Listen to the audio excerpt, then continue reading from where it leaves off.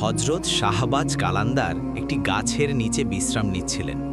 হঠাৎ একজন মুসাফির তার কাছে এসে জিজ্ঞেস করল, মুর্শিদ, এই তকদির বা ভাগ্য আসলে কি? শাহবাজ কালান্দার বললেন, দাঁড়াও, তোমাকে এক্ষুনি তকদিরের খেলা দেখাচ্ছি। তিনি দূরে আঙুল দিয়ে ইশারা করে বললেন, ওই দেখো সামনে।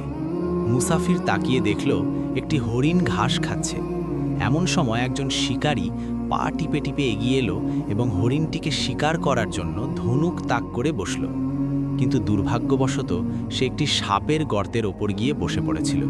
ওদিকে একটি সিংহ সেই হরিণটিকে শিকার করার জন্য ওত পেতেছিল। শাহবাজ কালান্দার এবং মুসাফির নীরবে সব দেখছিলেন। হঠাৎ সিংহটি হরিণের ওপর ঝাঁপিয়ে পড়ল।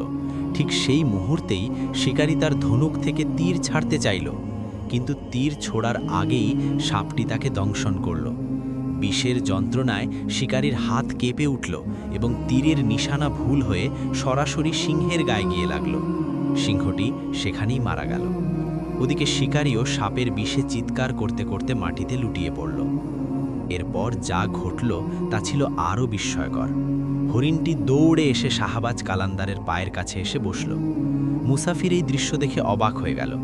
শাহবাজ কালান্দার মুচকি হেসে বললেন, দেখলে তো, যারা শিকার করতে এসেছিল তারাই নিজেরাই শিকার হয়ে গেল। একেই বলে তকদির।